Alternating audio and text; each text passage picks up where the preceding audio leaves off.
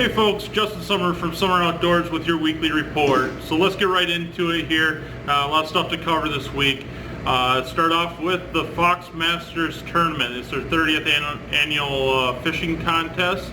It's $55 per boat, and it's happening this Saturday at Everett's Park over at Fox Lake. Payouts is first place is $600, all the way down to seventh place, which is $55.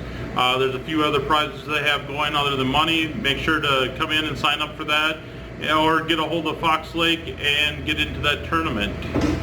Next thing we want to address is everybody's still concerned about the Crappie DieOff. Yes, it's happened, it's still happening, but it has not affected the bite, and we'll get into that with the fishing report, of course. It has slowed down. I'm kind of nervous that it might hit again with the temperatures coming up this weekend, because that's what it affects it. I mean, the bluegills are moved in, starting to spawn. I don't think they get as much as crappies, but it's a combination of spawning and stress from heat that is causing the fish to die, so it's nothing new. But that, on that same topic, let's talk about your bait. Couple things to keep in mind when you come in to buy bait from us. Our bait is kept, the minnows and chubs and stuff are kept at 55 degrees. The lake water is roughly pushing into that 70 now. So if you take the minnows that you buy from us and throw them right in the lake, unfortunately they'll die right away. So you got to be careful with that. Let them warm up a little bit before putting them in the lake.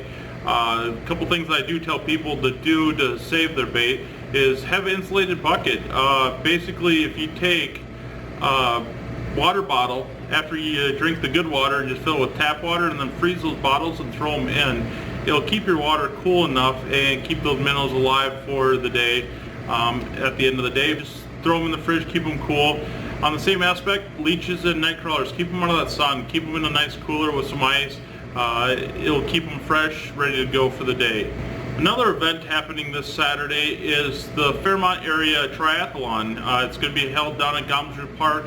What that means for you anglers is from the hours of 8 a.m. to noon, it'll almost be impossible to get down to Gomsrud to launch your boats. Keep in mind there's plenty of boat landings in town.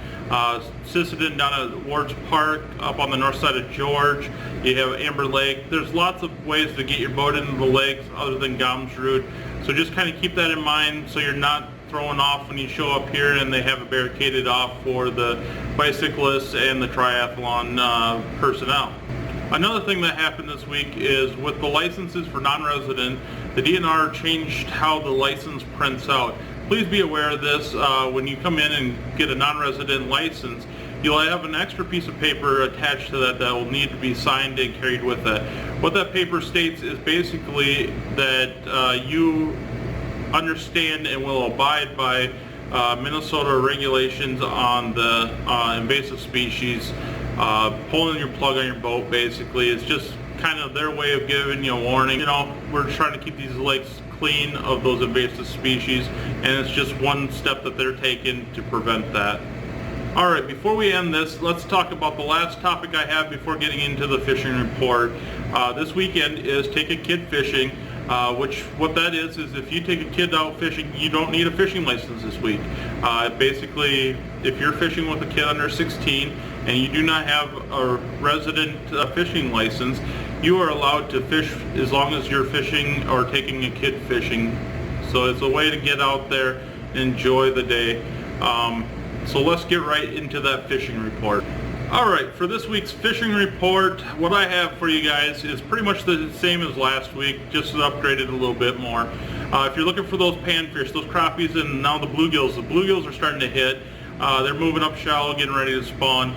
But if you're looking for those panfish, you're going to be checking the shorelines of Bud, Sisseton. I don't know what depth. I've heard there's been some really nice crappies coming from Big Twin. Not in quantity, but they are pretty good size. And then also Fox Lake. Fox Lake, there's not very many of them, but they are very good quality of size fish. They're again in the evenings, mostly on Big Twin and Fox. Now let's talk about those walleyes. Everybody's looking for the walleyes. From shore, it's getting pretty tough.